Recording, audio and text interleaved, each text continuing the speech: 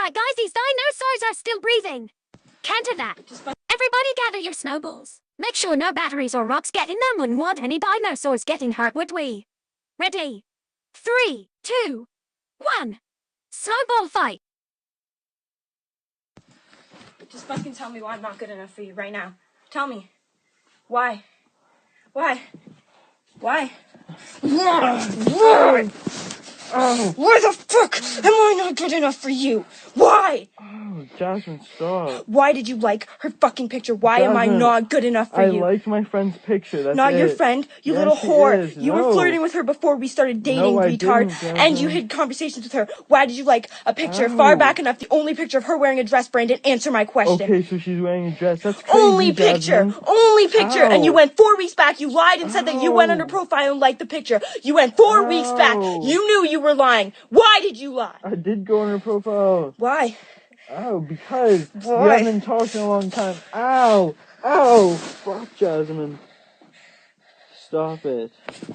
Ow!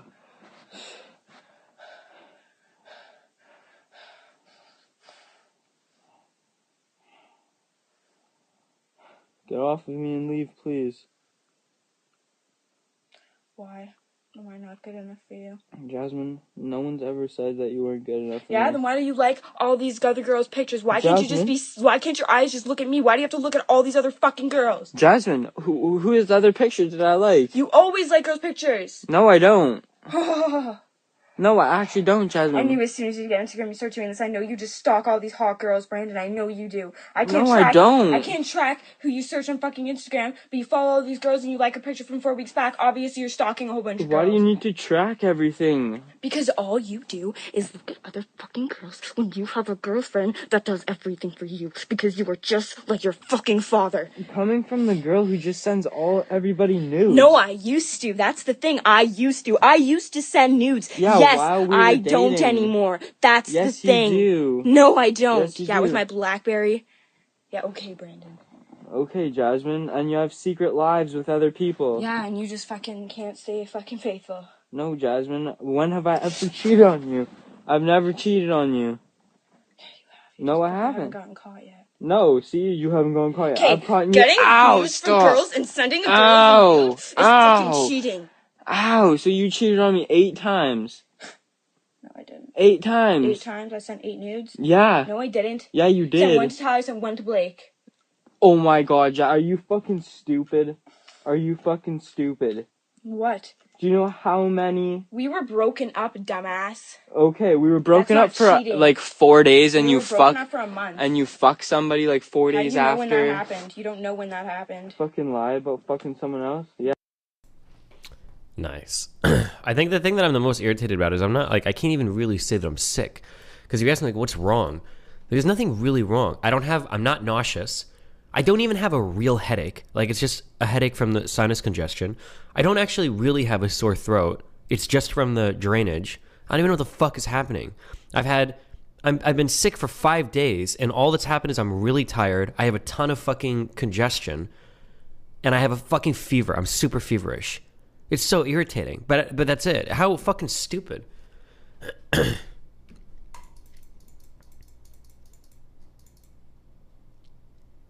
Is it the flu? I don't. There's no nausea and I have no body pains at all. So how could it be it can't be the flu? Is it RSV? Isn't that respiratory? I have no cough at all. So no cough. It's a cold? I guess, but how annoying. What, like a cold for 5 or 6 days? It's so stupid.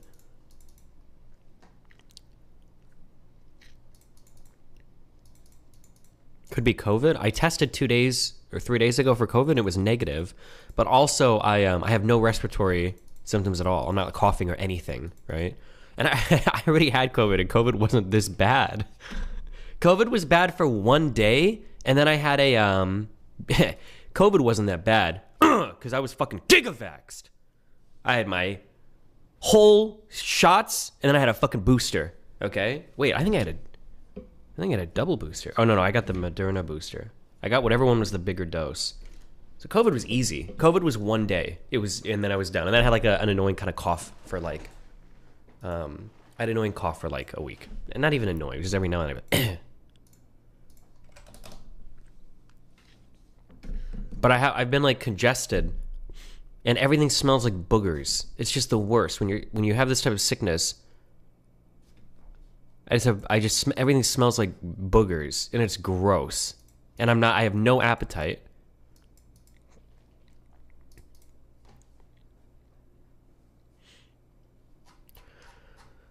It's probably a common cold variant, I guess. I think I've been super feverish. I need to buy a thermometer. I'm pretty sure my fever is running high, dude. When I was in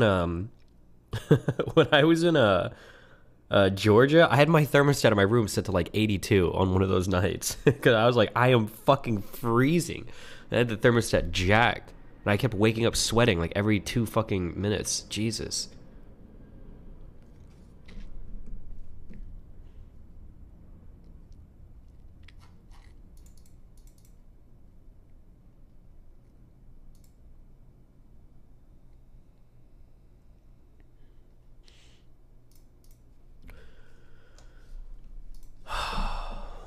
Soda's dyeing his hair pink right now. Dude, I feel so gay. I don't know how women or anybody do this. I have to do so much work when I shower and like do my hair. I've got to take 2 showers. I use like a conditioning thing afterwards to maintain the blueness.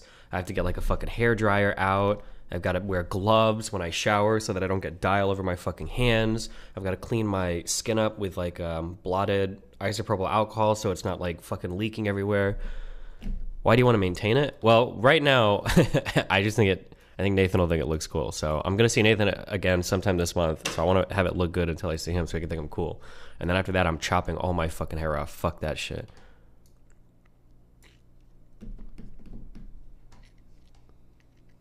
Just don't do that stuff. I'm pretty sure I have to. Because if you shampoo it and you don't recondition it with the blue shit, I think it'll all just turn like green and nasty and get fucked. And also, I have to condition this. I see how important like hair product is now for people that destroy their fucking hair, because after I shampoo this, it feels fucking disgusting. It's like a rat nest of Barbie doll hair. But then after I condition it, it feels okay again, but not as glorious and beautiful as my original hair. What kind of PCR test was it? How many genes was it targeting? I'm not sure actually, but the guy mentioned something about like didn't test for flu or cold or anything else, but I don't know if he meant I didn't test for it or I didn't test positive for it, so I'm not sure. Shout out to everybody. Everyone sick last weekend. Good. Get fucked, all of you. Fucking losers. Christian maybe sit and sign 300 of those fucking certificates and take 300 pictures. I hope you all get sick. Bleaching hair is so bad for it. Yeah, holy shit. It absolutely fries your hair and your scalp.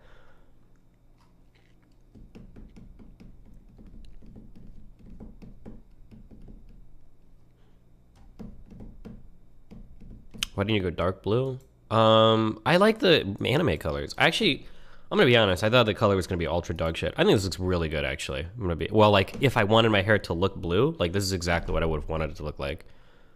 You can see where I like I have to clean the sides of my head up with alcohol, and you can see where I've kind of like eroded some of the dye. I can't turn my head. Oh, it's a little green here where I don't know how to do that. I just need to condition that spot more, so I'm not sure.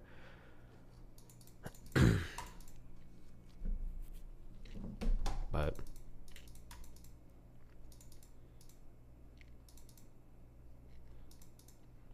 your scalp will be blue. Don't cut your hair. Why the fuck would I care? I mean, it'll go away eventually, right? Isn't that what skin does?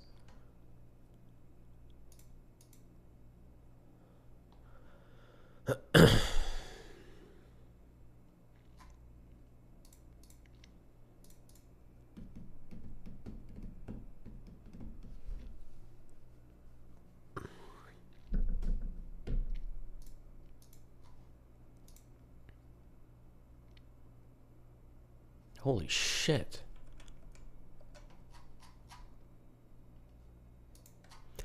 Back from Georgia, now we're fighting with 10 sides of the internet. Yeah, I should not stream when I'm this grumpy. It's too much. There's like way too many, I have limits, and there's way too many mounting stressors for everything going on. I'm juggling like 50 million different things at the moment, and then I've got a ton of crazy shit happening in the background. And then I just had it was the most expensive weekend of my life that I didn't fundraise for. and I was sick the entire fucking weekend. Thankfully, Matt and Christian were fucking all-stars and did the entire event. Congratulations to them. And the campuses that showed up. You guys did amazing too. I had to drive back sick for 8 hours, which was okay, but like, fuck me. And then as soon as I get home, this fat fucking inbred, ear-infected dipshit has the gall to say spite driven to me. Like, it just set me the fuck off. Like, just stay in your corner of like the horse-throating internet and go fuck off somewhere else. Like, God, he just absolutely triggered the fuck out of me. Remember all those clips of him talking about, oh, we're going to raise $200,000 for canvassing and for a pack and blah, blah, blah, blah, blah. And then he's like, actually, you know what? I think I'm actually too lazy and stupid to do any of that. And I just wanted the virtue signal. And I wanted all the credit for canvassing and everything, even though I never did it. So, yeah, it just set me the fuck off. It absolutely set me the fuck off. If he agreed to debate you about something, would you still? I don't know if I would give free clout to Vosh. I don't know if I would. I'm not sure. People are trying to say his comments were just a meme. Oh, then so were mine. Boom. There you go. The it's a meme defense.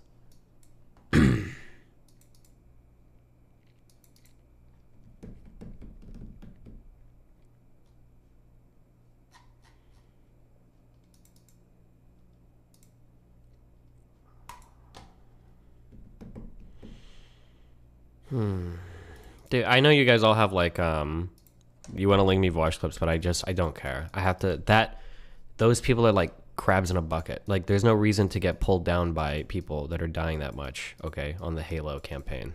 Why give them attention? There's just no reason for it. They're all losers. They always have been losers. Like, the right has infiltrated rap and hip-hop. They're January 6ing the place up. They are, like, doing all this work everywhere, and people on the left are, like, screaming about fucking terminally online shit on Twitter. Like, there's no reason for it. I just don't need to be involved in any of that. There's just no reason for it. There's nothing for me there. I'm like a big fish in a small pond of brain AIDS infested dipshits.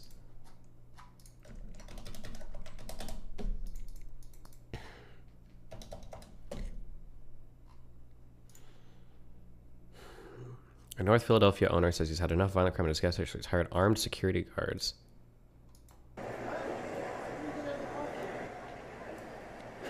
Is this an MP5? Is that what this is?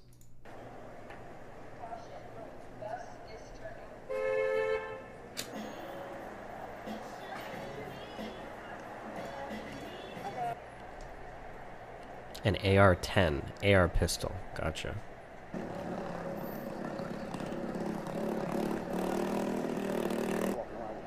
M4 snub nose, AR-15 pistol conversion, AR and 9mm. Oh, we got all sorts of answers in here. Okay. She's gonna be here till how late you guys gonna be here? 6:30. 6:30. I would think so. Okay. No, all this handling. It's too much for me. The top receiver is an AR-15. Gotcha.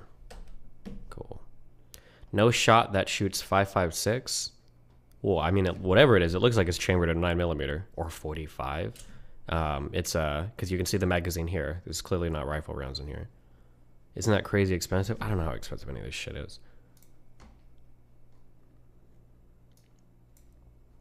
It's an Ithaca M37. Thanks. Can you explain why you think Dave was anti-Semitic, or is that not what you said? Dave? Wait, Dave who?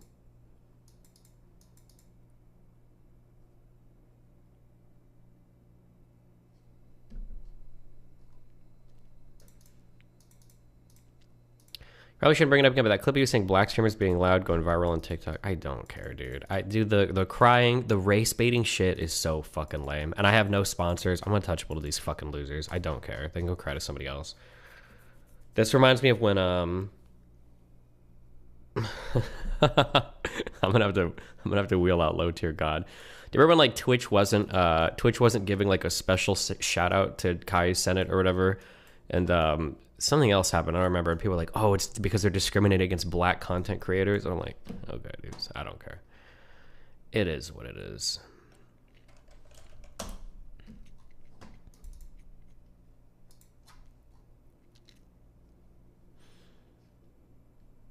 Soda eats a tomato. Dude, can I just say, I just want to remind people, if you've never experienced this, it sounds stupid, but in Bongerland they do this. I don't know what it is, but like roasted tomatoes for breakfast are so fucking good. They're just so good. I don't even know if you season them. I'm just thinking that black tomato, they probably do, but they're just so good. Fuck, they're so good. Oh my God. Oh God, I can taste it. Okay, I'm just gonna do it. I don't know what this is though. This looks weird. Yeah, I think there's salt and pepper on it, I think. Wait, what is happening? It's just a tomato.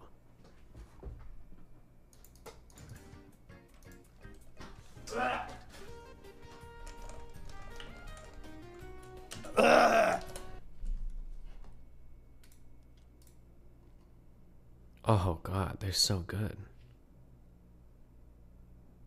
But it's like for every good thing, they've got like some dog shit thing, like beans for breakfast. Why do you do that? I don't believe any bongers actually like it. I think you guys do it because you like, it's like part of your tradition, and you know if you stop, you'd have to admit that it's just fucking weird. But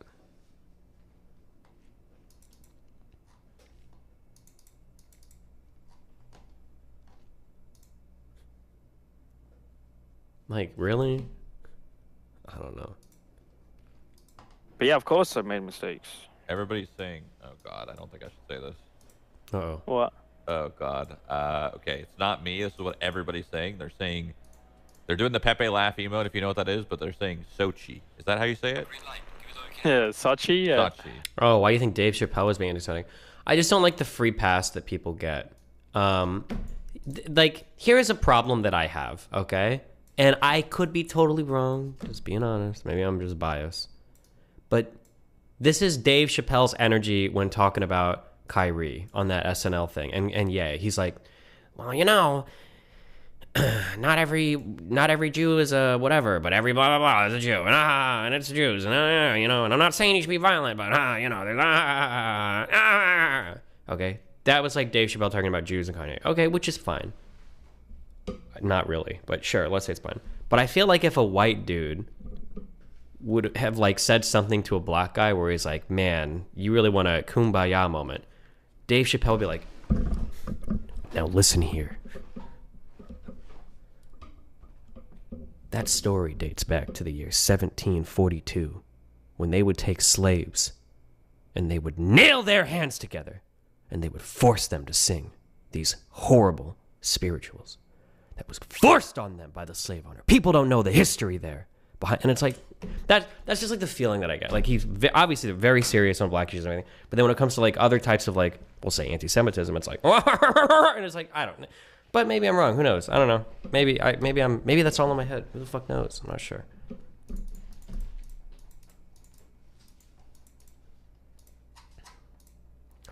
Wasn't Chappelle pretty chill about Kramer saying the N-word? Yeah, kind of, but like, nobody cares about Kramer saying the N-word because everybody knows that that's obviously wrong and it's obviously racist, right? His whole life was destroyed, obviously. It's like, duh, right? It's like asking somebody, like, are you going to condemn this guy for raping a woman? And it's like, yeah, I guess, if you want me to. But like, everybody knows that he fucked up, he's wrong, it's stupid, it's right? So that's like an easy one. But yeah, I don't know, dude. The anti-Semitism today is pretty wild, okay? Pretty wild.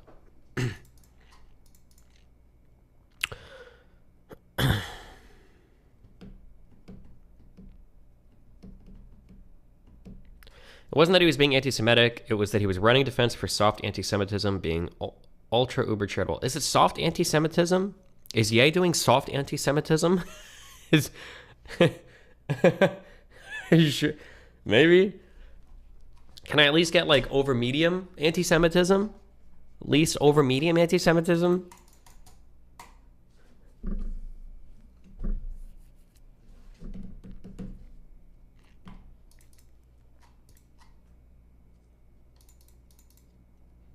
Not Ye, Chappelle was. Oh. I think they were talking about Kyrie. Well, no, Chappelle's SNL monologue was about Ye, I believe. I listened to this like a week ago.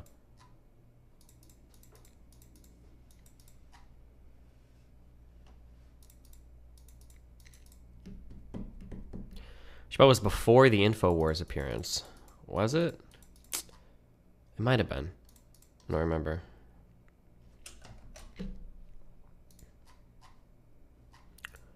This was before. Actually, you know what? Actually, that might be true. Because I listened to that SNL thing, I think, a week or two later. That might be true. I'm trying to remember. Did Chappelle repeat that stupid line about Kyrie got in trouble for tweeting out a book that's available on Amazon that isn't that bad of a book? Did Chappelle repeat that line? I feel like he did. I think he did during that monologue, but...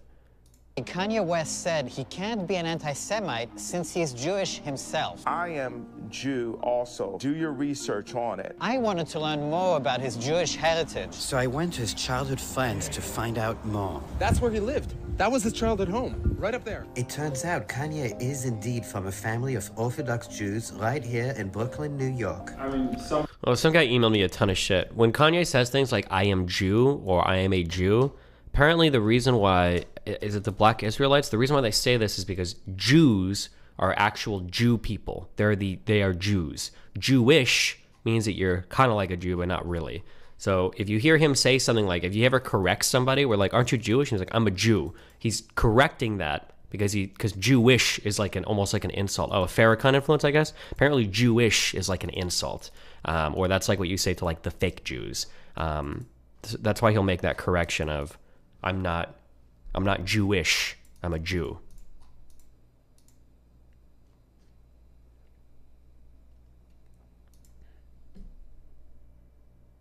Some people called him the perfect Jew. I bar mitzvahed Kanye. Really? His bar mitzvah was in the synagogue down the block. By lighting the menorah, I used to skip the candles by accident, and I always just say, Kanye, all the lights! So that's actually from you? Yeah, all the lights. That's... He unironically means Jewish? Yes, actually.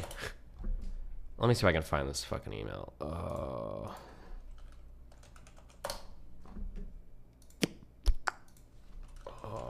That was interesting.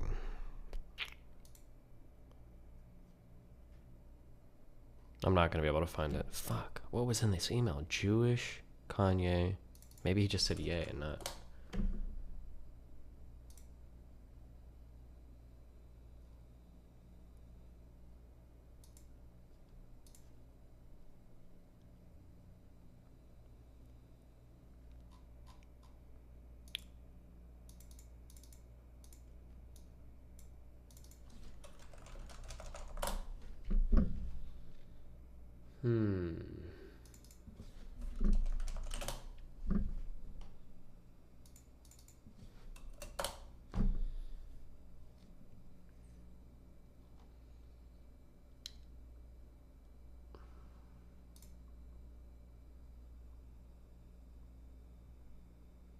I'm not gonna be able to find it. Fuck.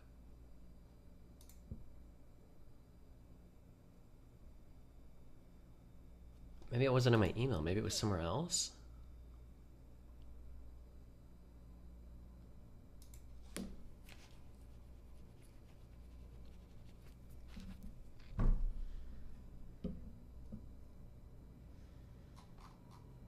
Yeah, I don't know.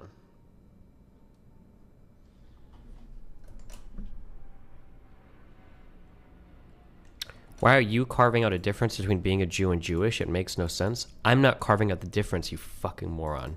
What I'm saying is that Ye carves out a difference, and I think the black Israelites carve out a difference, where Jew is like the actual Jew person, and Jewish is like an imitator, basically. For me, his ad-libs are Jewish kvetches.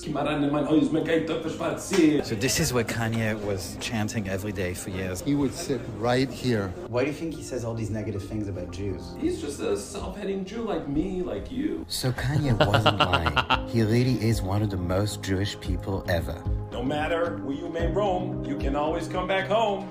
No matter where you may roam, you can always come back home. Oh, yeah, he'll come back. They always come back. Jesus. That's some serious cope. What am I coping about? How could anything I'm talking about even be referred to as a cope? Favorite Twitter drama of the year. Oh. Top 10 Twitter dramas of the year. Let's go. I think officially this has been the craziest year on Twitter. Just the level of discourse and the types of discourse and what we were discoursing about. So this is going to go quickly. There's going to be very little to no nuance. Let's go. First up, we have Wifegate from the very beginning of this year. This man let his wife work a 12-hour shift and then made her shovel the driveway. Even after a 12-hour shift at the hospital last night, my wife still has the energy to shovel the driveway. God bless her and all our frontliners. Time to make her some breakfast. I feel like I need more context, but that's pretty... that comes off as pretty wowzers. He got defensive in the comments. This went super viral. He was basically saying that it was her choice and that he was making her breakfast, so it counted. Next up, we have cooking as... Let's remind me, people make fun of people who can't cook. It's not their fault, no one taught them, and learning any skill as an adult can be really daunting, especially when cookery is such an overwhelmingly broad subject. Haha, they can't even boil an egg. That's not funny. It's shit they never had an opportunity to learn, and instead of providing that opportunity, you're just going to laugh at them. Oh my god, life. The only thing this tweet is missing is blaming capitalism somehow. As ableist, it really doesn't sit right with me when people make fun of people who can't cook. It's not their fault that no one taught them, and learning any skill as an adult can be really daunting. The discourse that is knowing how to microwave an egg is ableist was absolutely mind-numbing. I could not believe the shit that people were saying. We also have touch grass as ableist. This random street is ableist. Sounds like an accessibility nightmare, Max. Okay, hear me out. 4-story buildings, narrow streets, wide sidewalks, and lots of trees. An accessibility nightmare. I did appreciate that he clapped back. If you want to interpret, look at this pleasant street as I do not care about disabled people, then I guess that's cool. Good for him. This is one of my favorites of the ones that went mega viral. I remember this tweet. Why do white non-binary people act like being non-binary cancels out their whiteness? Oh, I remember this response. I'm a starving child starving to death, and this is the very last thing I've ever read. Goodbye. White non-binary people act like being non-binary cancels out their whiteness. The replies to this, absolutely unhinged. But this comment, it's in the Hall of Fame. I'm a starving child starving to death, and this is the very last thing I've ever read. Goodbye. Next up, we have having bookshelves as performative, which I made a video about, but now I can't find. I thought I had a screenshot of it. Having bookshelves is performative. It actually is, but I wouldn't call it ableist. I don't believe that most people have read any of the fucking books on those shelves behind them. I don't believe it. But this was absolutely wild. People went nuts for this one.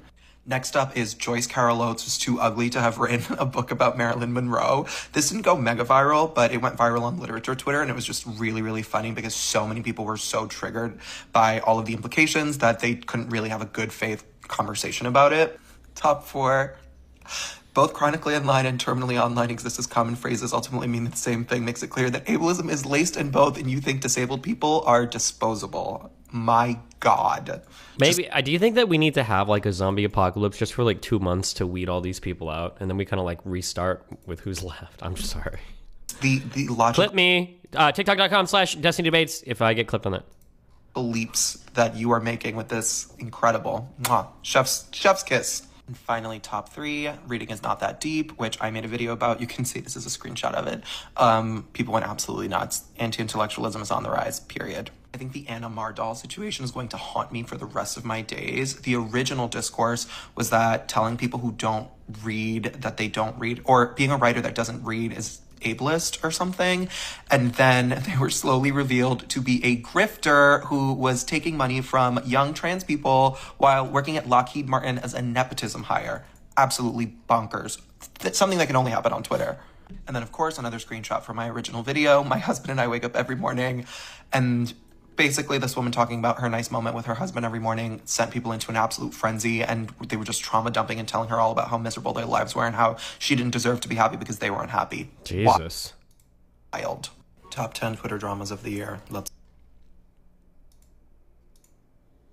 But the Kanye West slander, I won't tolerate it. I won't. Tim Pool L. He's like so predictable. Just like think of like whatever a decent human being would say and then say the opposite, and it's probably going to come from this disgusting fuck. Like it's so easy to predict everything he'll say about any issue ever. Oh, we might watch this later. What even was this clip? We didn't even finish this.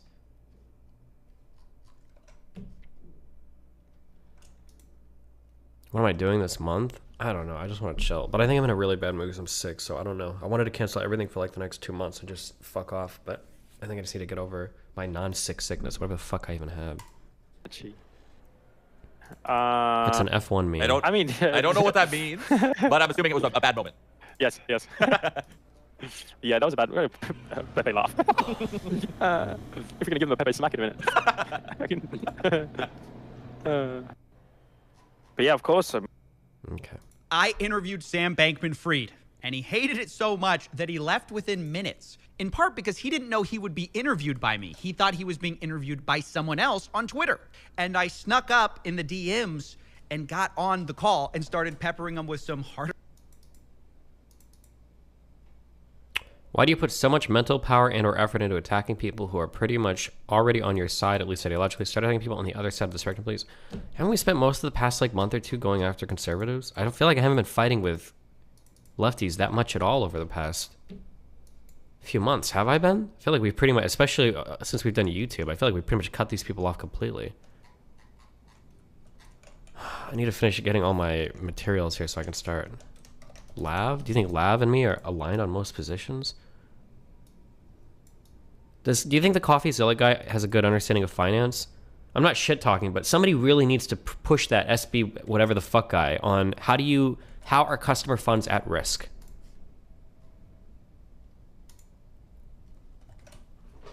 I really want to know the answer to that. How the fuck did that ever happen? I interviewed Sam Bankman-Fried, and he hated it so much that he left within minutes. In part because he didn't know he would be interviewed by me. He thought he was being interviewed by someone else on Twitter. And I snuck up in the DMs. CoffeeZilla asks better questions. Watch the latest of his interviews. I tricked Sam Bankman-Fried into a third interview with me, and this time he may have admitted to fraud. You'll be the judge. You can click to this timestamp if you just want to listen to the interview, but I want to explain the background, the strategy that went into this call to try to learn where others had failed, including, by the way, learning from my own failures interviewing Sam. Now, first, I want to give some background. Sam at no point has wanted to talk to me. Every time I've kind of snuck on these Q&As and started peppering him with questions, he usually leaves. But I realized that since this was my third time basically doing the exact same trick, it was probably going to be one of my last, because at some point he was going to catch on. So I knew going into this, it might be my last chance to interview Sam. And because of that, I had to think long and hard about what the perfect line of questioning would be to really pin Sam down, knowing that he's a master at dodging questions. He's done it with everybody so far, including me, by the way. And I mean, look, I think we've got some great stuff, but to this point, I didn't think anyone had gotten that smoking gun. He always denies everything. He always has a sort of a loophole out of it. So I'd have to try a different tactic. And here was my plan. Sam's whole excuse about not being a con man all hinges around Alameda Research. Basically, he says he knew nothing of what was going on there because he was just the CEO of FTX. And while that's nearly impossible to believe that he's this stupid or incompetent, it's really hard to prove 100%. So I realized if we were going to do this, I'd have to remove Alameda from my case, right? I needed to show that Sam had knowingly defrauded people without invoking Alameda at any point. And here was my plan to do it. I was going to spend the entire time laser focused on the FTX terms of service. Now, some of you may know FTX lays out that they cannot use customer funds for anything. They can't trade with them. They can't loan them out. And I thought this was a really important point because obviously that money is no longer there. So clearly something must have happened. But I'm far from the first person to notice this. Many people, including my— fuck, you're right. I think that smoke coming out of the mug is fake. Why would he fake that? Ugh, why would you do that to me? Myself have already tried to ask him about this and pin him down, but for various reasons, well, it didn't work. And I needed to learn why so we could avoid it. So I want to go through a few major interviews with Sam and show why this line of questioning has always fallen apart, starting with the New York Times. The terms of service for FTX, and I just want to read you this. It says, none of the digital assets in your account are the property of or shall or may be loaned to FTX Trading. FTX Trading does not represent or treat digital assets in users' accounts as— Wait, is there a way to get an RGB code from a color in Paint? Can you do that? Edit colors. Oh. Holy shit. I should have been doing this the whole time. belonging to FTX Trading. So how is it possible that Alameda had this loan of such a large size? So there's that piece from the terms of service, but there were a number of other parts of the terms of service and a number of other parts of the platform on top of that. There is the borrow lending facility, where users were lending billions of dollars of assets to each other, collateralized by assets on the exchange. You had obviously futures contracts where there are leveraged positions on. Now, of course, all of this, it's meant to be the case that these are positions where FTX could, if it needed to, margin call those positions and close them down in time such that it would cover all of those, all those shorts, all those liabilities. Obviously, that wasn't the case here, and that's a massive failure of oversight of risk management and of diffusion of responsibility from myself running FTX. But just make this very straight. Was there commingling of funds? That's what it appears like. It appears like there's been a genuine commingling of the funds that are of FTX customers that were not supposed to be commingled with your separate firm. I didn't knowingly commingle funds. Okay, Sorkin tried and failed here to pin him down on the terms of service. Why? Well, because Sam escapes in this talk about a different part of the terms of service, which related to margin trading, where you take out some kind of a loan.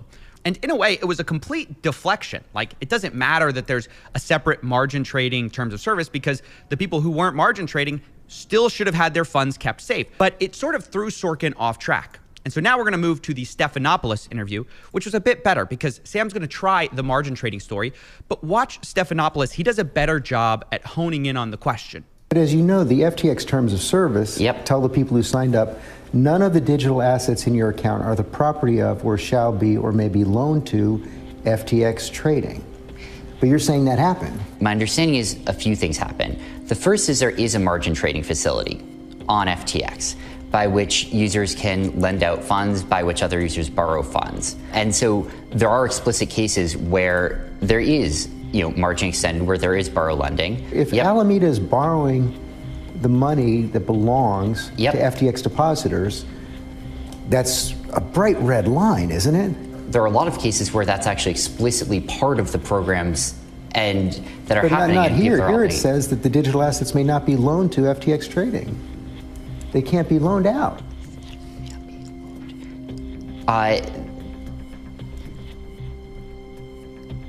There existed a borrow lending facility on FTX. And I think that's probably covered. I don't remember exactly. There's like 3 people that are even going to understand this, and I don't even know if I understand this. This is what it sounds like the problem is, and this is the trick that I think he's trying to play. Okay, I'm about to try to explain something that I probably don't even have a full understanding of. So my guess is that on this platform, there is the ability to trade on margin, right? You can borrow money to trade, okay? So you have the ability to do this, all right?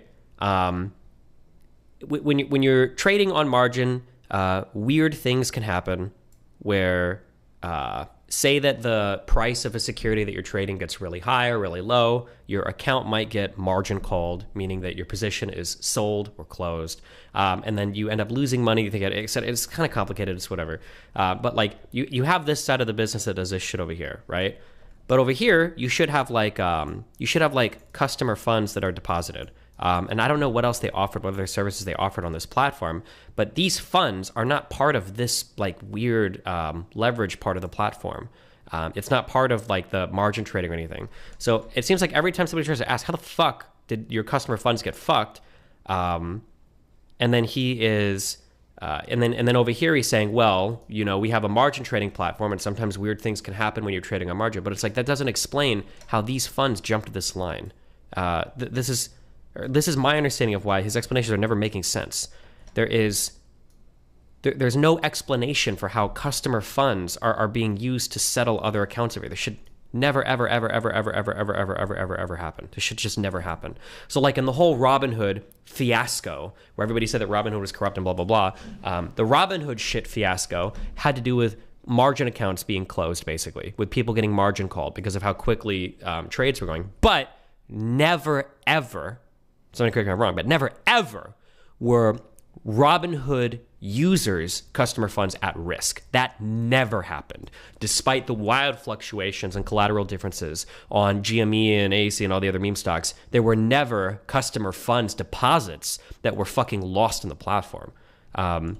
So the customer funds jumping over here to being used to settle or close these margin accounts is just, he has never given a satisfactory explanation for how that happened. But he always tries to obfuscate or hide behind this weird, like, well, there were margin accounts, which doesn't actually explain what's going on. But I guess if you're not, I don't want to say if you're not super well versed in finance, you won't understand, because I don't know if I understand 100%, but like this should never, ever, ever, ever, ever happen unless you're using customer funds to settle margin calls or to settle margin trading positions or whatever, like leverage positions.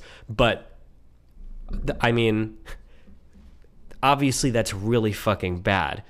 Now, the reason why you would do that is because crypto is going up, up, up, up, up, and it's like it's a sure bet, especially because of the weird deal they had where they were essentially playing arbitrage, which is typically pretty safe. But now the problem is that if shit crashes, not only are you left closing positions of customers, which is whatever, that happens, who cares, it's fine. But now you're using customer deposits to pay off those collateral calls, which is, that should be like federal prison. Like, you're fucked. Like, you're absolutely engaged in insanely illegal activity there, because you're basically stealing money from your customer deposits that should never be at risk in order to satisfy like either liquidity requirements or to close down positions that you had open. Like,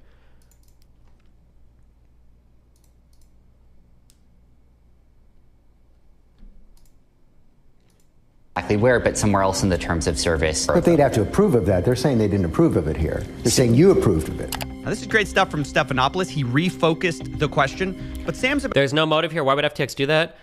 So they're not embezzling, just trading for no reason. They had no debt, no reason to do that. Well, the reason why you do that is because if it is the case that I have identified a certain type of trade that is very, very, very, very, very safe, right? If I have a trade that's super safe, then my goal is to trade on that safe trade as much as possible. And if I can steal other people's money to do it, that's a surefire way to make money. Why would I not? I know the trade is safe. I can borrow all the money from my customer deposits. It's not at risk because I know I'm going to make it back because it's a safe trade. The more money I steal from customers, the higher my returns are going to be, because that's what leveraging is, right? If I can trade for $10,000, or if I can borrow $10,000 and trade $20,000, make money off it and return the original $10,000, I've kept all the gains of trading with $20,000 while only risking $10,000 of my own funds, right? It's a no-brainer if you're a scam artist, right?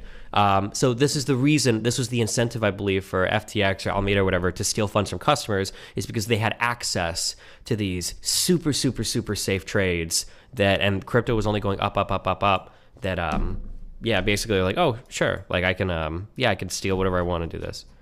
Please consult a professional before giving hot takes. Danarchy, lol, if I said anything wrong, feel free to call me out, you inbred fucking moron. Knock yourself out.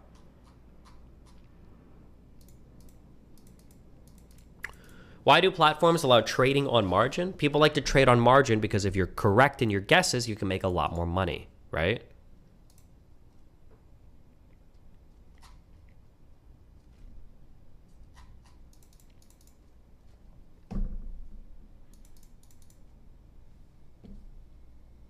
Destiny has no clue what the fuck he's talking about. Well, if you think I'm wrong, feel free to correct me.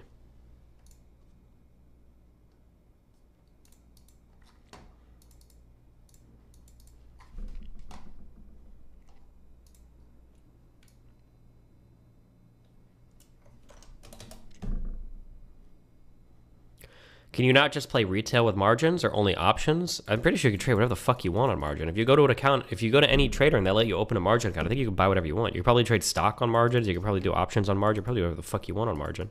If they approve you for the loan, they charge you interest. You pay that shit all the same, right? Well, let me qualify that a little more. You wouldn't be able to just trade anything on margin. I don't want to get into all of this because it's going to be complicated, but depending on the type of security that you're trading, or depending on the type of financial instrument you're trading, we should say that, there's going to be different liquidity requirements on your margin account.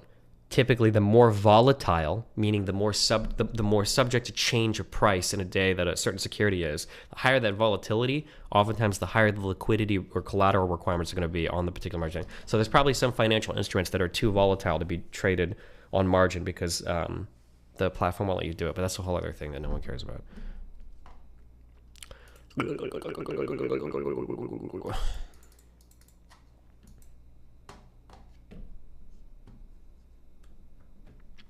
I think the fraud specifically is that there were specific funds where the TOS said they wouldn't trade on your funds, but they did it anyway. Yeah, kind of. But I'm just saying that, like, if you don't understand the financial minutia, it's hard to catch him in the game that he's playing. But people are saying he does. CoffeeZilla does in this video, so we'll watch. But the answers that this guy gives are always so slimy they make no sense, and it's not like but he's good at weaseling out because nobody knows. Nobody really knows what's happening, right? Like yeah. Like, let's say that I've got like 2 financial services that I offer. Let's say that I'll lend you a little bit of money. Like, you can deposit $10 in my account, and I'll lend you $10 to let you trade on margin. Let's say that that's like one service that I offer. So you can deposit money with me, and I'll lend you a little bit more to trade if you want, but you got to pay interest rates and shit, and that's all. And then let's say on another side, I'm like a savings account. You can deposit money with me, and I'll hold it and I'll pay it back. Let's say that one day there's a huge run on the market or some crazy shit happens, and now all of the people that were trading on margin, now I'm like, okay, I have to close all of your guys' accounts. I'm returning your original funds, whatever. That's okay. That happens. That's fine. But now let's say all the people that deposited money into my services for savings accounts, they lost their money too. Well, their question is going to be, hold the fuck on. Why the fuck did my money just disappear? How the fuck did I lose money? How did I lose money? And the guy goes, well, you see, it's complicated. There's a section of our website that allows for trading margin. Like, whoa, hold on. I wasn't involved in any of that. I just want my deposits. Like, I wasn't trading. I wasn't doing that shit, right? That's the issue, is that he keeps referring to this other part of the business of like margin trading or whatever that has nothing to do with the original deposit of the customers. Those should never, ever, ever, ever, ever, ever, ever be at risk. They should just never, ever be at risk. That should never happen. It shouldn't happen. Unless you're using customer deposits that should be safe as the collateral for the margin accounts, which is only going to work if the market goes up, up, up. But then if the market goes down and you've got to shore up those positions and you start stealing from your customer deposit to do so, but that intermingling, you've done something very, very, very wrong at that point. That's the issue, right? I think. But okay.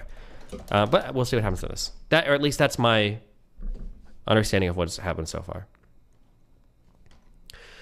For real, that's my understanding. Were they not even collateralized? Were they naked? But no, they weren't naked. I don't think anything was naked. I think they were covered with customer deposits. I think that's the issue. But okay, let's see. About to weasel out with the new trick. Go ahead and watch. If you rewind to the beginning of FTX, where some customers were I think in line with sort of existing relationships that they've had, at least in some cases, wiring money straight to Alameda Research in order to trade on FTX. So you do know, and you did know, that FTX deposits were being funneled to Alameda. So I was vaguely aware that that was how some wires were being sent in the first place. Didn't that set off alarm bells in your head? So there are a lot of people who are involved in that process. And look, I really deeply wish that I had taken like a lot more responsibility for understanding what the details were of what was going on there. This is how he slips out again. He tried the margin trading explanation. It didn't work. So he pivots to, okay, well, there's this weird backstory where FTX used to take wires from Alameda. And maybe that's where we lost the money, right? It's another smokescreen. But unfortunately, it kind of hamstrung the conversation. And if I was going to succeed, I'd have to beat that explanation. And in the first couple interviews I did with Sam, I tried to go with like this insider angle, where insiders I had talked to had told me something very different, but it didn't work. Go ahead and watch. There's sort of all this talk about the terms of service. Did you break terms of service? Did you not? You're basically claiming that there was this separate side of your terms of service. But I talked to somebody from Alameda and asked how big the position of or how many people had assets in the type of accounts that terms of service would apply to versus the regular terms of service, which said you couldn't use their money. And they said it was about $1 billion that was in the margin trading or the margin side of things, where you could reuse their funds or whatever, and there was the rest of it was not there. So it seems like you're putting all your eggs behind this one excuse about, there was this separate side of the terms of service. How do you address everyone else? So I don't have all the data in front of me. My memory is that it was substantially more than $1 billion. I can't verify that. The music, dude. On top of that, there were other effects as well. Some of those were early wire transfers sent directly to Alameda. Yeah, I kind of got stuck where Stephanopoulos roughly got stuck. I should have known that he was just going to refuse the evidence of insiders and just say, well, I disagree. Wait, okay, fuck. I don't. This is my last interruption. I feel like this is the only question that needs to be asked. How did customer deposits get used to settle margin accounts? Why were customer deposits ever used for collateral? I feel like that is the simple question that cuts through all the bullshit. How did it ever happen that customer deposits were used to settle margin accounts or settle collateral requirements? That's the only question I feel like. And go back to his Alameda wire explanation. And I tried following it up a bit, but it didn't really matter. I had kind of missed my shot on that particular angle. And as I reflected on this, I realized all of the talk about margin trading, future trading, wire transfers to Alameda, all of it is a smokescreen from the big problem. The big problem is that some percentage of FTX's customer base never sent a wire to Alameda. They never signed up to margin trading. They never did spot margin. Yes. All they did was put their assets on the platform. Yes. And they were told yes. that their assets would not be borrowed. Yes. It would not be loaned out. And that money would always be there. Yeah. Okay. Thank you. Thank you, God. How has nobody hit this point yet? It's because I don't know who these... They need to get like an actual financial reporter to ask these questions. Because it sounds like none of the other people knew they're doing. Yes, that's the question. That's it. Thank you. And it wasn't there. Why wasn't it there? There's no other way to explain that. If the money's not there, then fraud. And I had to laser in on that one point, not get distracted by these shiny objects that Sam's throwing up about this or that, or what about this, what about that? No, there's only one question that matters, and it's impossible for him to answer, I thought. So that was my strategy going into it. That was the backstory and how I learned from previous interviews. So without further ado, here's my third and probably final call with Sam Bankman-Fried. I'm about to go up. Okay, coffee, you're up. Hey, Sam, it's me again. I just wanted to ask real quick about the terms of service question, which Rect brought up a little bit. I want to expound on it. Can you just tell us, yes or no, were you treating client assets just on the regular digital asset side different from the margin trading side? I do think we were treating them differently. There were a bunch of different sides. There were more than two sides there, but I do think that we were cognizant of the fact that like there were differences between uses for like margin versus staking versus spot versus futures collateral versus other things. Yeah, just people. I'm just talking about people just putting Bitcoin on the exchange. Yeah. Obviously, there was really clear terms of service around that. If it's true that you didn't invest client assets, not even in treasuries, as you said via a now deleted tweet, why do those client assets no longer exist? Yes. So I'm trying to trace through some of this. Here's my best guess, and I wish I could give you a more confident answer, but I don't have the data. But my best guess is basically it's a combination of the following. One piece is the transfer sent directly to Alameda Research from customers. Is he talking about funds just deposited on FTX? Why would those ever go to that Alameda Research shit? Am I wrong? I don't understand. That was one piece, and that I think is a fairly substantial piece.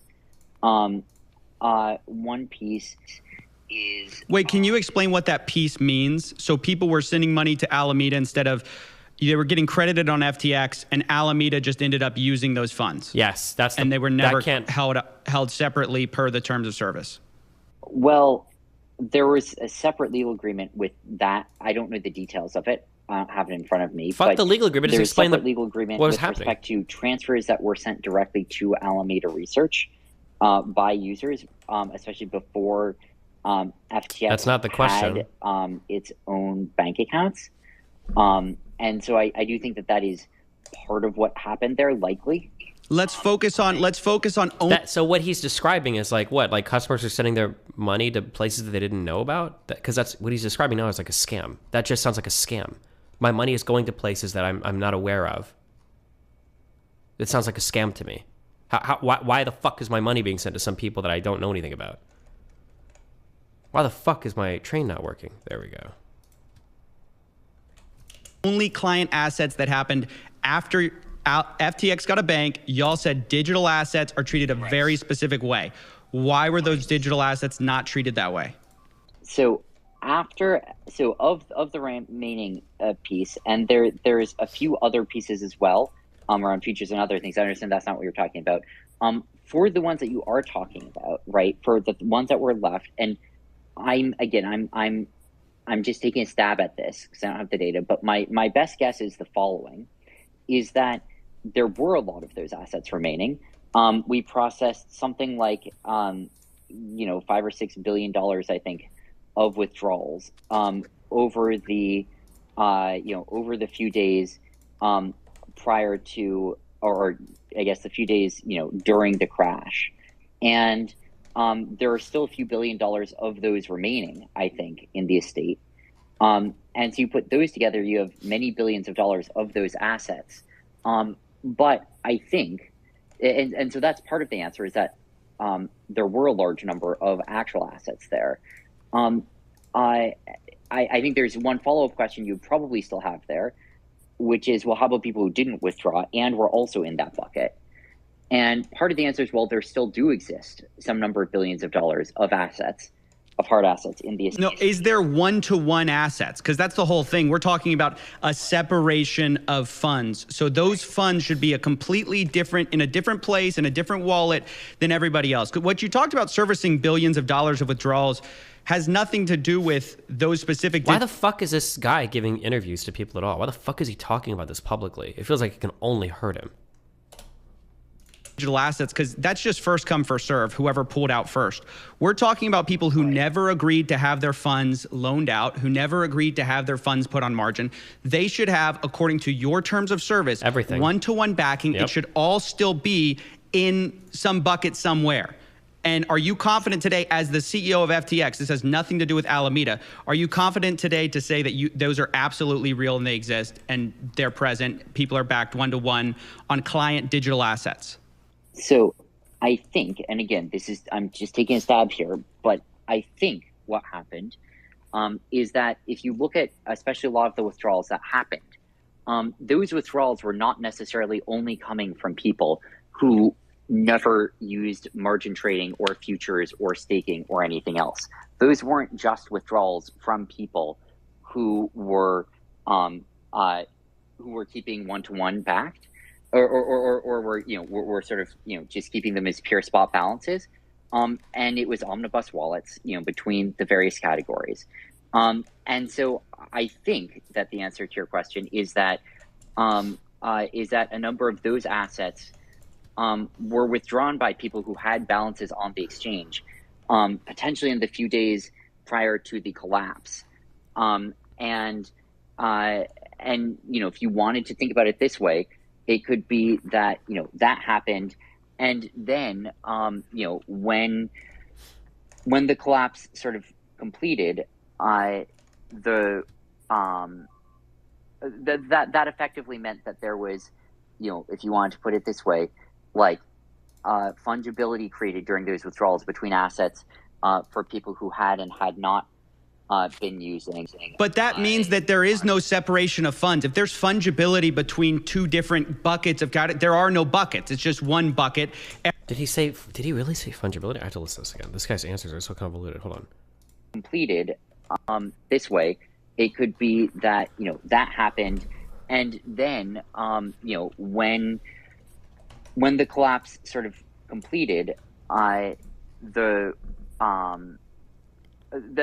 effectively meant that there was, if you wanted to put it this way, like fungibility created during those withdrawals between assets for people who had and had not been using. But that means that there is no separation of funds. If there's fungibility, I think when somebody says fungibility, I don't know specifically in the world of finance, but I think fungibility means that like it could come from one account or it could come from another. Like if you've got like 2 checking accounts, there might be some fungibility between the two, because if you withdraw money from one, you can just, you know, move money over from one to the other. That would be like fungible money, right? ability between 2 different buckets of God. There are no buckets. It's just one bucket. Everyone's taking out of the bucket, which means substantially anyone who had your terms of service with digital assets wasn't actually subject to that terms of service. They were subject to the same terms of service of your margin trading, right? Which is your more risky product. So you subjected everyone to the higher risk product because fundamentally, when it came down to it, you're saying there's fungibility. It's $1 here, $1 there. Everyone can take out $1 as fast as they want. Don't you see that as like defrauding your customers, the people who trusted you to just say, hey, this is not going to go anywhere except for we're not investing your assets? If I can exchange 1-to-1 and I'm the one who put risky stuff on with risky assets with risky terms of service. I'm sorry, but you're a finance midwit. Everything is Reddit tier analysis. Tell me one thing I've said that's wrong. Stock awfully hot. What is wrong with this guy? Destiny, again, 0 people in the finance world have ever called any crypto holding safe. It's one thing to buy gold, another to speculate in a highly volatile crypto market. Nothing you're saying makes sense. 0 people in the finance world ever called any crypto holding safe. Sure, but at the very least, your crypto should be safe. Actually, I don't even know if I agree with you. Mt. Gox is going through like a massive like settlement process,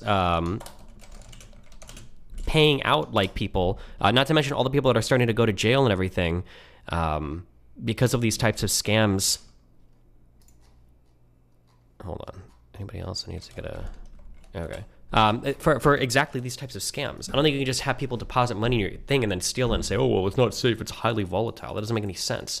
The volatility is actually totally irrelevant here. Like a Bitcoin is not volatile to a Bitcoin. If I give you 1 Bitcoin, I should be able to get back 1 Bitcoin, right? It might be volatile in terms of exchange with other assets or other currency, but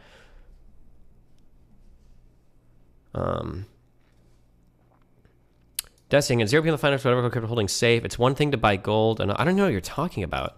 Like, gold can be volatile as well, so can silver, but if I buy 1 bar of gold, I should still get 1 bar of gold back.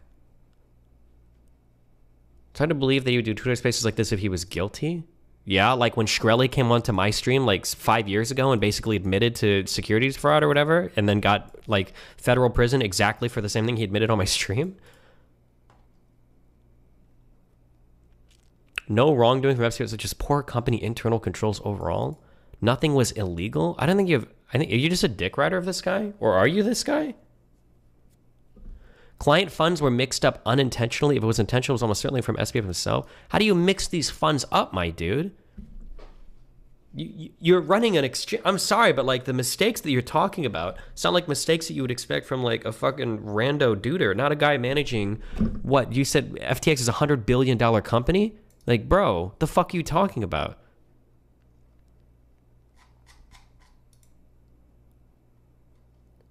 Tell him to come on stream. If he wants to come on stream, he can do it, sure. Awfully hot.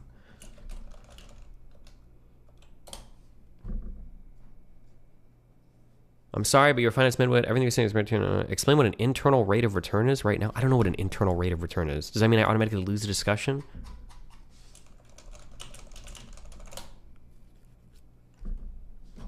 The internal rate of return is a metric used in financial analysis to estimate the profitability of potential investments. IRR is a discount rate that makes the net present value of all cash flows equal to 0 in a discounted cash flow analysis. IRR calculations on the same form as MBV does. Okay.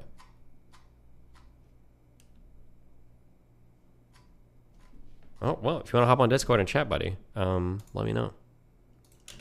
I can take the money that someone who didn't sign up to those same risky terms didn't agree to. Isn't that fraud? So I'm specifically talking about what happened in the... Do you want to hop on Discord, my dude? Why do you think, you know, anything about finance? If I've said anything wrong, feel free to, like, call me out. But, I mean, like, if you just want to I mean, if you just want to like throw esoteric finance terms at me, and then ask me if I know what they are, like there's probably a whole bunch of shit in finance that I don't know. This is Finance 101. I never took Finance 101. I'm a wiki warrior. But if I'm incorrect on something, feel free to call me out. Or feel free to hop on Discord and we can chat about it.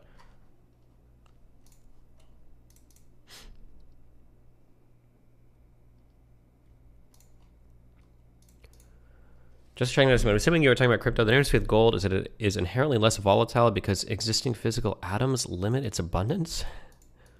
I don't know. I can't tell what you guys are talking about right now. It doesn't matter. The volatility is not relevant here.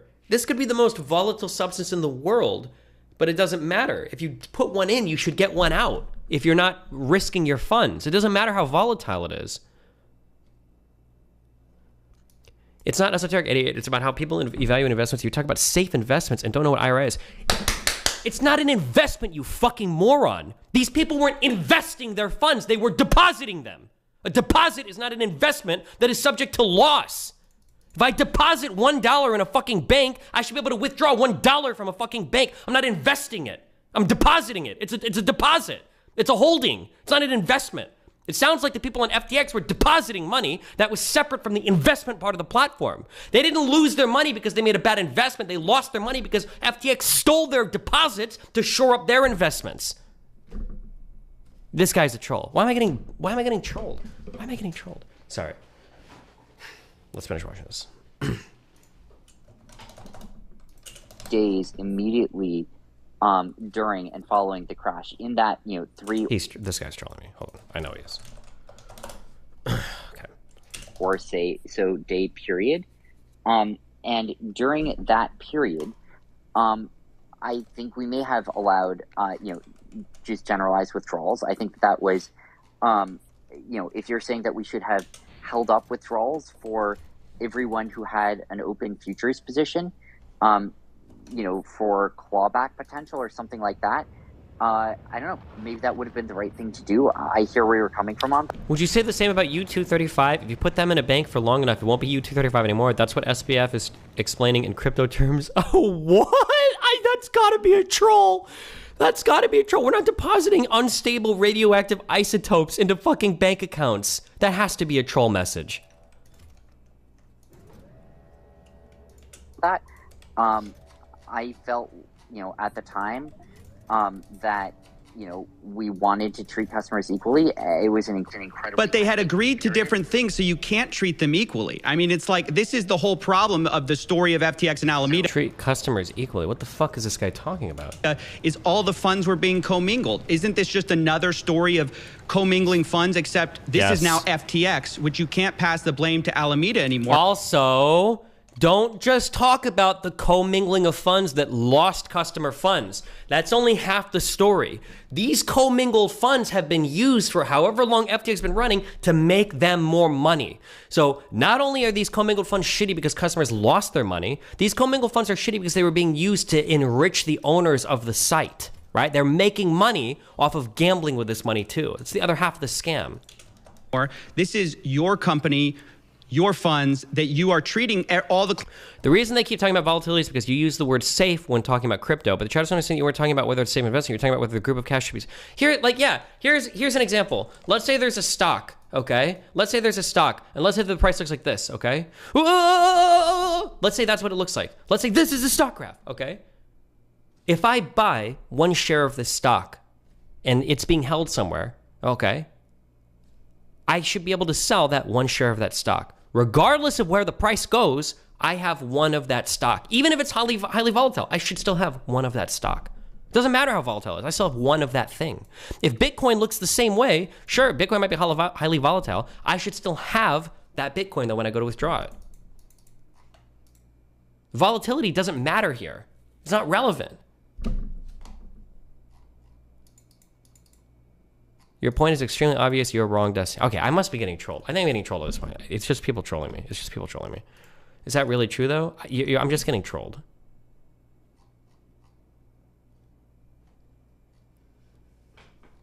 Okay, I'm just getting trolled. Clients the same when they clearly signed up to different terms of service. So that may not actually be accurate. What he's saying is that they use commingled accounts to allow traders on their platform to cash out. It doesn't necessarily mean the FTX was investing in deposits. It just means that they use customer deposits to exit customers. No, you motherfucker, okay?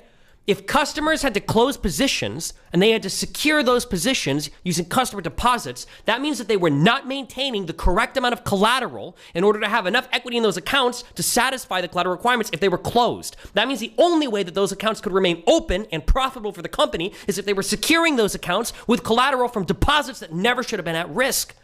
If you ever have to use customer funds to secure a collateral requirement or close or shore up an account or position from another person's account that you're making money off of, you are making money off of customer funds that should never be at risk by risking them. I don't care. Never mind. I don't care. I don't care. You either get it or you don't. You either get it or you don't. You either get it or you don't. I don't care. Don't care. Don't care. I don't care. I don't care. I just want to finish listening to this, and I'm going to go pick up Melina from the airport, and we're good, okay? Okay. Respond to that, and please, I completely respect your question, but you have monopolized all of these discussions, Coffeezilla. Ooh. You need to let others speak, and you need to respond to what I'm saying and not grandstand as much here. I completely understand where you're coming from, but to answer your question, I didn't make a decision there. We processed withdrawals as we normally do until it became clear we couldn't anymore, at which point we shut them off. And it was the case that, like, at that point, there was a big liquidity hole. That's what happened. If you want to judge that process. How can there be a liquidity hole? And if there is a liquidity hole, why are you using a customer deposit to satisfy that liquidity hole when those customer funds were never meant to be used for margin accounts? This is fraud, what he's talking about right now. This is fraud. I have a liquidity issue, and I'm going to satisfy it with customer holdings, with customer cash deposits. I'm going to satisfy my that's insane. That's fraud. Full stop. That's fraud. Full stop. The only way they were able to maintain those accounts is by satisfying the collateral requirements with accounts that never should have been at risk. And if you're using those accounts to satisfy collateral requirements, by definition, they are at risk. That's fraud. That's fraud.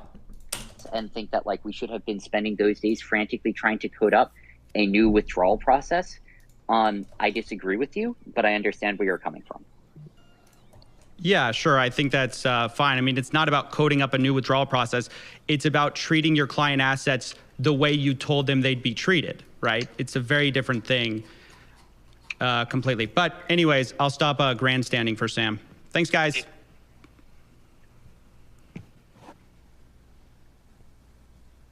Oh my gosh. Woo! Oh my gosh. Wow. Wait, what's we got the happening call here? out. We got the shout out. All right. You can probably tell I was pretty excited about that because I finally got what I was looking for. A straight answer on the problem of funds, right? Sam explicitly says that FTX was not separating funds. They were allowing generalized withdrawals. The dollars were fungible from different buckets. You can't do that. We finally dodged all the BS about margin trading, about Alameda wires. We finally got to the heart of it, which is that there are no funds left over for the people who just should have had their funds separated because they never separated them from the beginning. They were always seemingly commingled. And although Sam wouldn't necessarily agree that they were always commingled, the proof is in the pudding. To give you kind of a regular finance analogy about why this is so cataclysmically bad, and in my opinion, fraud, imagine you banked at JP Morgan Chase, right? And you have your money in the savings account part. Well, then you find out that they actually had this risky hedge fund. And you know what? They actually kind of blew up. In fact, they blew up so badly that JP Morgan Chase, it's all shutting down. But when you go to the bank to withdraw your money, you find out that instead of keeping your money safely in your savings account, they had allowed the people in the hedge fund business to just withdraw it, you know, first come, first serve, right? They treated all clients the same, according to them. Well, you say, well, no, that's fraud because you signed up to very different terms of service than the guy who knew he was going to be like, you know, in this hedge fund, right? He had a different level of risk. He acknowledged that level of risk. And if you just throw all the money in one pot, the terms of service are you only have one pipe coming out of the chemical plant. You need 4. Wait, what pipe where? What? The water.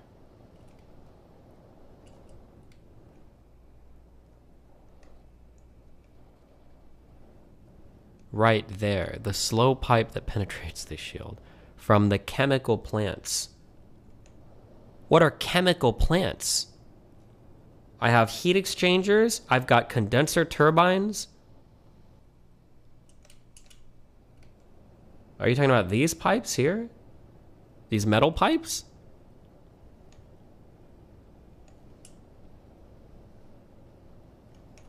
You mean the nuclear reactor? The thing you're offloading the ice into. Oh, this shouldn't matter. This is, I only use this over here to make sure that these water tanks stay full enough to be functioning. I'm trying to bump these from 5K to 15K because I think I don't have enough water pressure here. I don't understand how I'm not getting enough steam in here.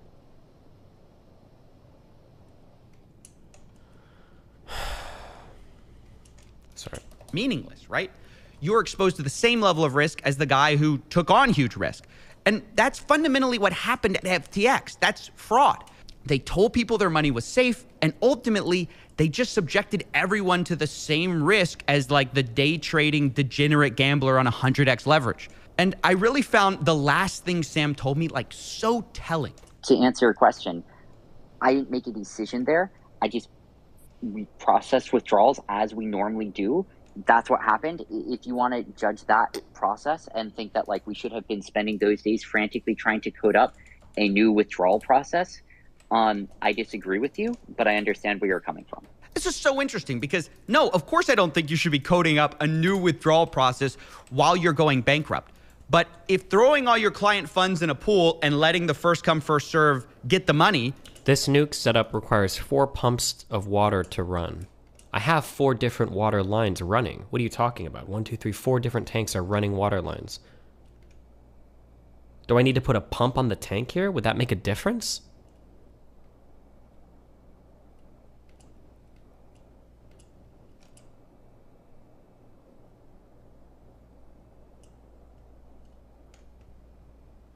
You have 1 pipe splitting into 4, so you have 4 pipes at 25% capacity. Calkeen, usually you know a lot about what you're talking about. Are you, but I can't tell if you're going crazy right now, my dude. Hold on. These pipes over here, these are, okay, hold on. These are condenser turbines. They should be returning most of my shit as water, okay? These little pipes over here are only to add incremental, really small amounts of water to the system when they get burned away and not recaptured by the water over here. That's it, okay? These aren't running constantly. They're just running. You had condenser. Oh, yeah, I did. Okay, thank you for noticing. Okay.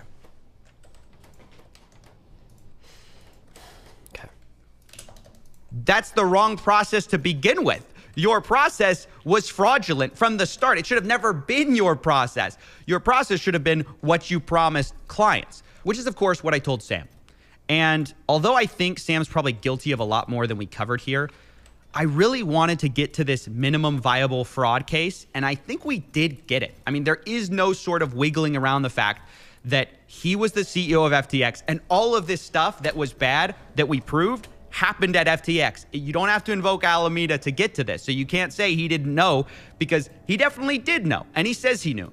So the last thing I'm going to close on, and I thought it was the funniest part, was his little outburst at the end about me monopolizing his time. So I just want to respond to that, and please, I completely respect your question. LeMayo, Dusty just wants to silence because he fears. What?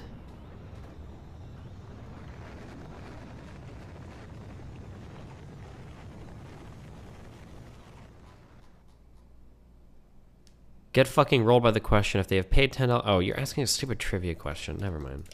But you have monopolized all of these discussions, CoffeeZilla. You need to let others speak, and you need to respond to what I'm saying and not grandstand as much here. And I thought it was notable for 2 reasons. One, he hasn't lost his cool once in any interview. This is the first time I heard him like really crack. And I thought that was interesting, but I also thought it was interesting because it's just not true. It's totally wrong. I've talked to Sam for, I think, 30 minutes across 3 interviews total, like in total. And for context, he gave the New York Times an hour. He gave George Stephanopoulos 2 hours. I think out of everyone he's talked to, or at least of the major interviews, I've talked to him the least. So if anything, I'm efficient with my time. That's all I'm going to say. And speaking of being efficient with my time, this video is over. Lock this man up, and I'll see you later. Thanks for watching. Damn, ha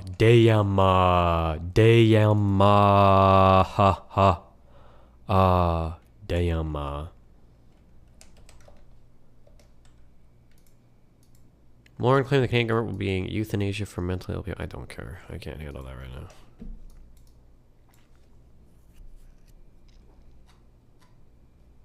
Cool. Cool. Do you think this is justifiable? Олег! Oh. Олег! Олег! Блядь! Я говорил, Олег, блядь! Не провоцируй! Че, сука ебаная? Олег, уйди!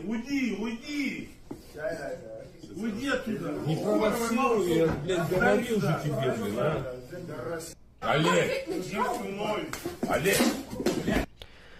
Was it acceptable? I mean, like, it's probably a little bit overkill, but I usually don't judge people for an instant response to some type of violent activity, because people will get like, yeah, I don't know, but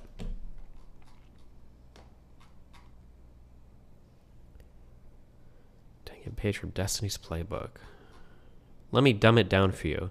FTX invests profits, not deposits. Nothing wrong with that. Customer funds are mixed with profit. Crypto speculation made, but there was no safe crypto investment. You just don't understand what you're talking about, but that's okay. I don't care. I don't care to talk to you. Think what you want. You can... Oh, fuck me. You can invest customer deposits without investing customer deposits. You can risk customer deposits without investing customer deposits, okay? Let me help you, okay? Let's say that I have $100,000. Okay, also hold on. You keep saying you're informed by Reddit and Gorillazilla. The Reddit position on finance is that GME was a global scam and that those shit. Why the fuck you like Reddit finance is super stunk. So I don't know why the fuck you're like roping me in with those fucking morons. They're more likely to agree with you than anything else, okay? So let's say you have $100,000 in customer deposits, okay?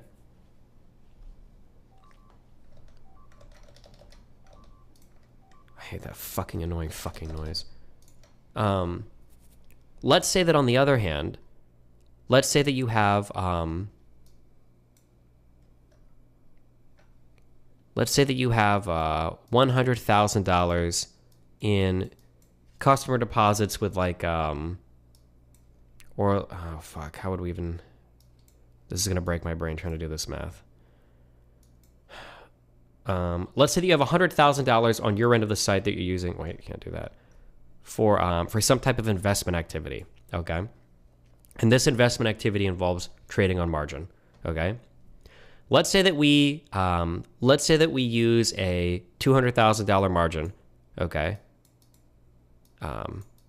Meaning we get $200,000 of money to gamble with.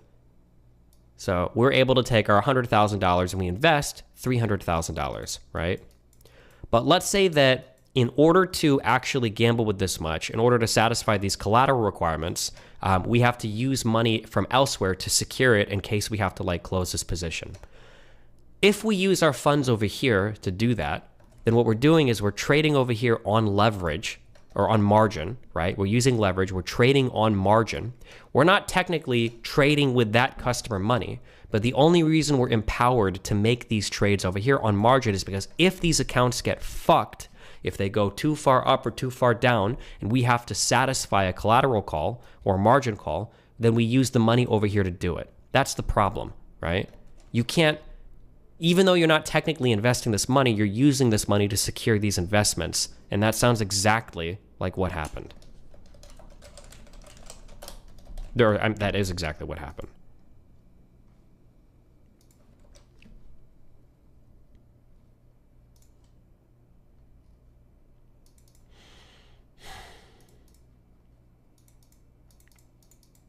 What were the deposits for originally? I don't know. It sounds like customers could hold money on the exchange or something.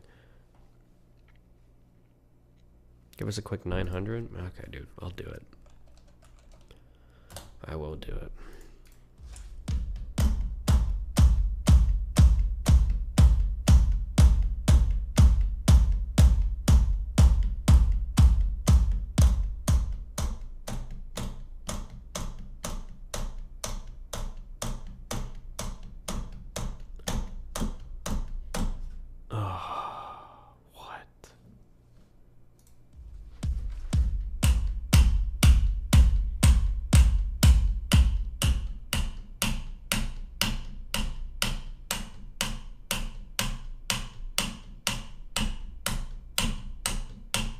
Jesus, whatever. Another 876.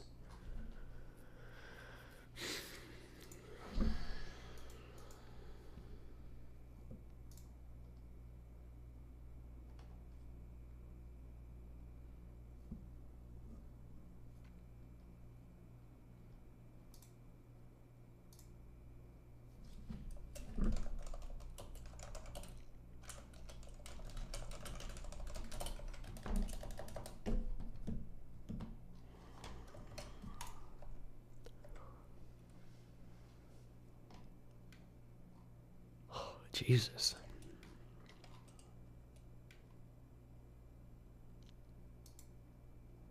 So, Well, I don't care. Diabolical. So Sam creates, you know, $8 billion worth of air token with SRM and FTT. Then he issues himself locked token, secret locked token, marks it up on his balance sheet by another $4 to $8 billion and calls it $16 billion worth of collateral. Okay. Then he goes shopping for a bank to give him a loan against this. Well, if I took $1 billion of Apple stock and I went to a legit bank, Bank of America, JP Morgan, Goldman Sachs, I say I got $1 billion of Apple stock, they would say, well, we will give you collateral value for up to the amount you have or 5% of the daily trading liquidity on a legitimate regulated exchange. So if you show me a security that trades $1 billion a day and you have $1 billion of it, I might give you $50 million of collateral value. And that means you could borrow $25 million against it at 50% loan to value, but I'm going to margin call you if it moves a tick. So it means, practically speaking, $1 billion of that legit security is probably going to give you $10 million worth of a loan. On $1 billion. On $1 billion. That's 1%. Okay, right? Because the gating factor is what's 5% of the trading liquidity of that token or that asset? Because if I have to dump that thing in the market, I want to sell the entire position without moving the price. Sure. Okay, so that's the traditional world onshore. What Sam did was generated $14 to $16 billion worth of Solana, you know, FTT, Serum, and then he went shopping for a bank to give him a loan. But he didn't want, you know, you wouldn't get a loan from Goldman Sachs on it. No one's going to borrow you money, at least no non-crypto company. So what he did was he went to himself. He runs a bank called FTX. He applied for a loan from himself. He granted himself He the applied loan. for a loan from himself. Well, right? secretly Air applied. quotes. He didn't tell anybody, but he when they say, well, Alameda had a margin account and the margin position was slightly bigger than I thought, what he means is, oh yeah, they pledged a few $1 billion of air token, gave themselves a $10 billion loan, and they extracted, even if he had pledged $15 billion worth of air token, giving yourself a $10 billion loan means that you gave yourself about 100x the collateral value you would have got on a regulated exchange onshore. So what he did was, in essence, extract $10 billion of real stuff, dollars, Bitcoin, saleable assets, and he pledged $10 billion worth of air token stuff. And of course, it's a double diabolical thing. Here's the problem. So I create a token, I have 300 million tokens, and then I basically trade it with myself. Like I give it to you and you work for me and you give it back to me. Then I lean on it, so I lever it up 10 to 1. You know, on FTX you could lever it 20 to 1. Then I borrow your money, you're a depositor. So I take your money, you have $10 million. I lever it up 20 to 1. I have $200 million. I buy my own token. I drive my token up by $5. $5 times 300 million makes me 1.5 billion in collateral. I post the collateral, and then I withdraw $1 billion of, 100,000 people's money. I put it in Alameda, and then Alameda gives a $3.5 billion loan to Sam, right? He gave $3.3 billion to either himself or his personal family holding company. So here's the diabolical twist. I didn't just generate $10 billion of an unregistered security to dump it on the unsuspecting retail. That would take me 500 trading days, dumping 20 million a day, right? He didn't do that. What he did is he generated $10 billion in unregistered security and then just borrowed $10 billion secretly from his depositors and then went and gambled it, traded it, spent it, lost it. And, how? And that is it's particularly impressive. How do you, so here's the question. You know how he goes and he raises the $2 billion, okay? And he gets the $2 billion from not small people. He gets it from the best of the best of the best, right? You got BlackRock, you got Insight. You know the names. Yeah. I don't need to give you the names. You know the names. So major names, right? Then they don't get any seats, board seats in return. These are very, very smart people who are seeing this. Are they just as responsible for the fall of FTX as Sam Bankman-Fried is? The Bitcoin maximalist would say that the problem in crypto is greed, arrogance, and foolishness. Okay, anybody that's investing in it is either greedy, arrogant, or foolish. So True. There's three constituencies that got taken for billions of dollars here. The VC investors put $2 billion into an offshore exchange. The exchange, just to be clear, was unethical and illegal from the very beginning. It's illegal to do what they did in the U.S., and it's unethical if you think I am front-running my customers, issuing a token, manipulating the price of the token, dumping it on them. If right? you did that in stocks, you're going to jail if you front-run. It's not. It's absolutely illegal. Yeah. Right. FTX was its own regulator, its own market maker, its own exchange, the issuer. Right, all at the same time. This is such a and the hedge fund, too much conflict of interest. So, but the three constituencies are the VC that put the $2 billion into FTX.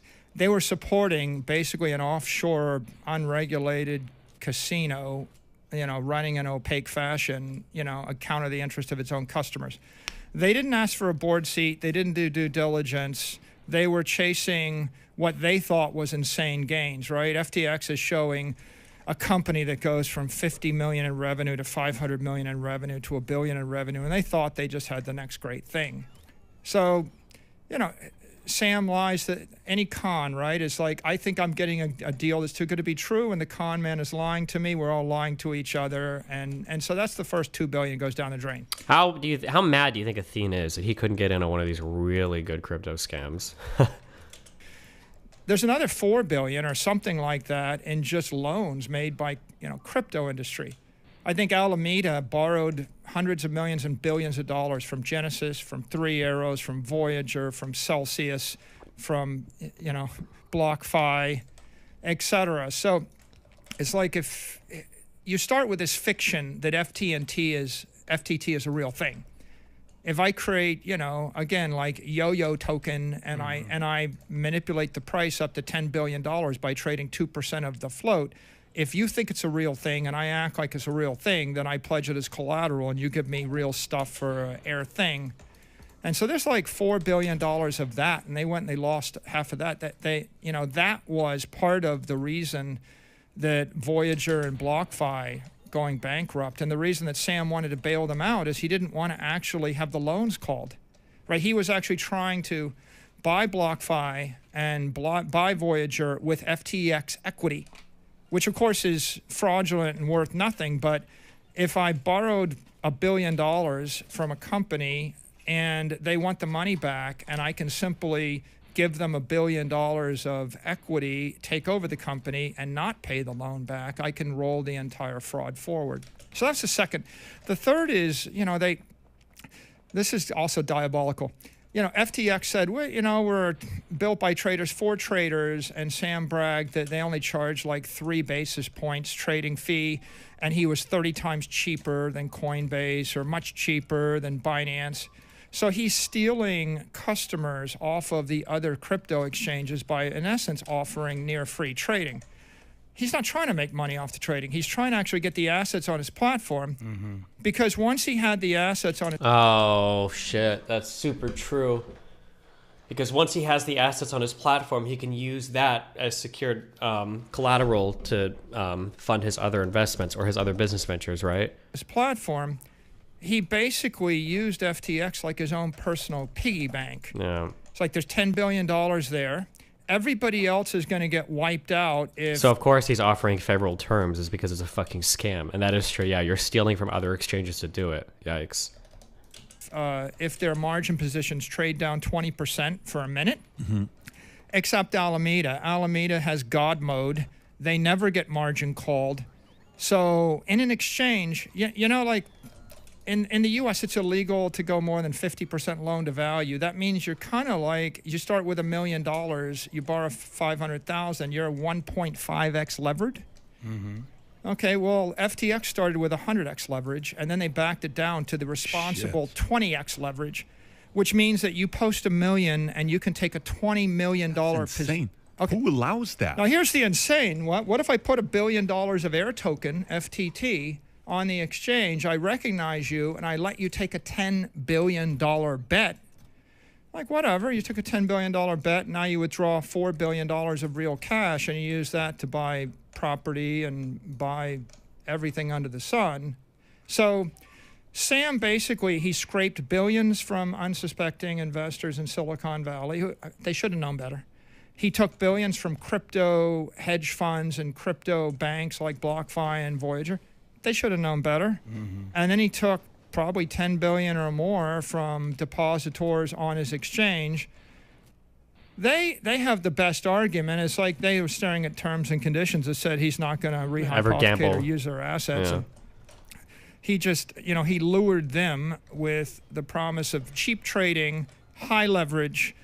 And, if you thought, well, Sam is manipulating the price of FTT and Serum and Solana, and he was, right? That's illegal and unethical, right? It's a pump and dump scheme. We talked about this before. But if you accept the idea... Unless you could prove that the investments made using deposits to back were safe, then you have no argument. You're not supposed to be investing those funds, my dude. I know that you're the other guy on the other account. I can't tell if you're a massive troll or not, or if you're just really stupid. You just can't do that. You're not supposed to use those funds to invest, my dude. The crypto tokens that are issued by some offshore, dude are okay. Then you're thinking, well, I guess I want to go buy some of that and get behind Sam and Alameda because they're going to drive the price up. And I think Solana went from, $3 to, what did it go to, 50? It went way up. And FTT went to $50 a token or something. So you could have made a lot of money trading those tokens, but you probably would have wanted to go to the FTX exchange because, guess what? Newsflash. It's illegal in the U.S. Order your future looks bright hat. Click over here and to watch the entire... Wow-based.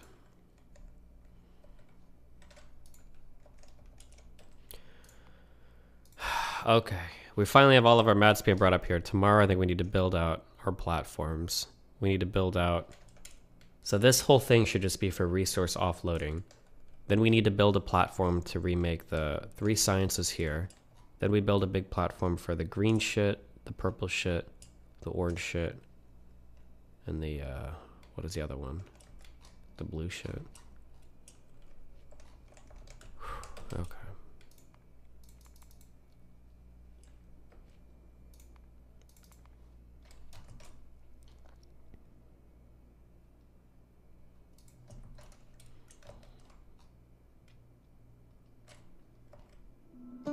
Jesus Christ, no. Yeah, true.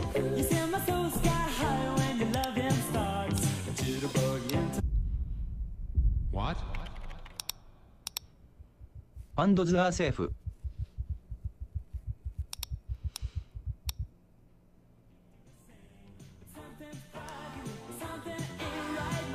We're all gonna make it.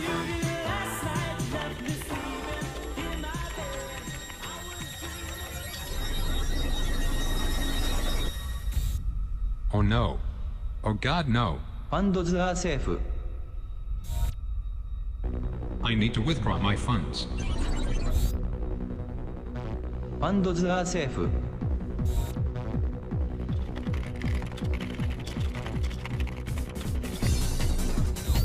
Funds are safe.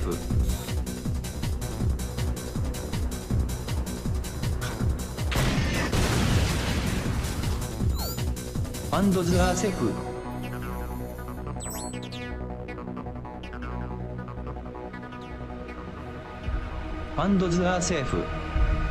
Funds are safe. Funds are safe. Funds are safe. Funds are safe. Funds are safe. Funds are safe. Funds are safe. Funds are safe. Funds are safe.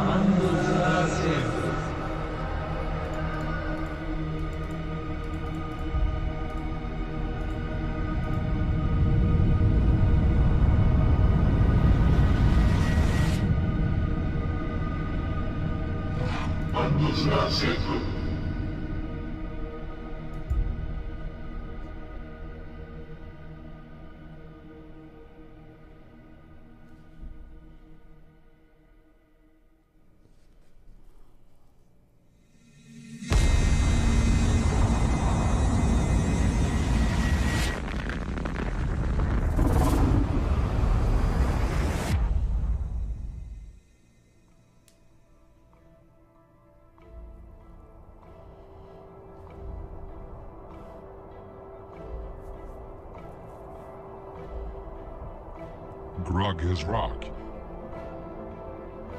Where keep rock? Rocks are safe. Rocks are safe.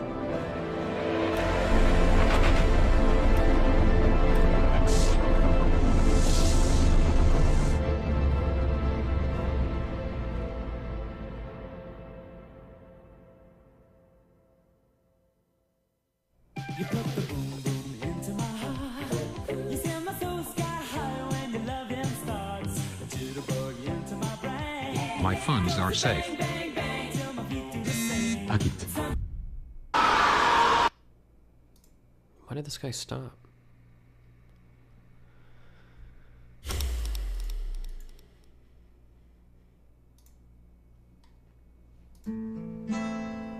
I hurt myself today to see if I still feel. I focus on the dump, the only thing that's real.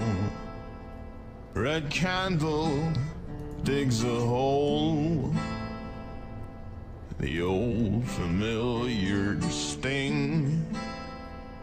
Try to cope it all the way, but I remember everything.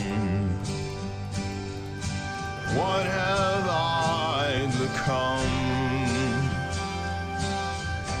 My sweetest friend.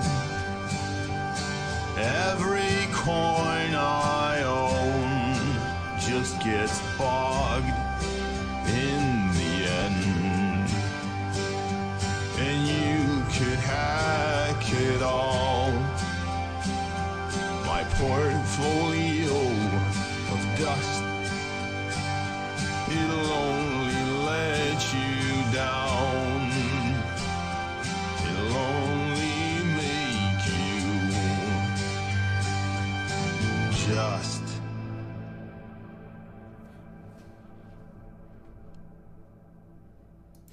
Rip. Alright, I'm gonna grab a lane from the airport. I'll be back tomorrow. Hopefully I'll be less sick. We'll see.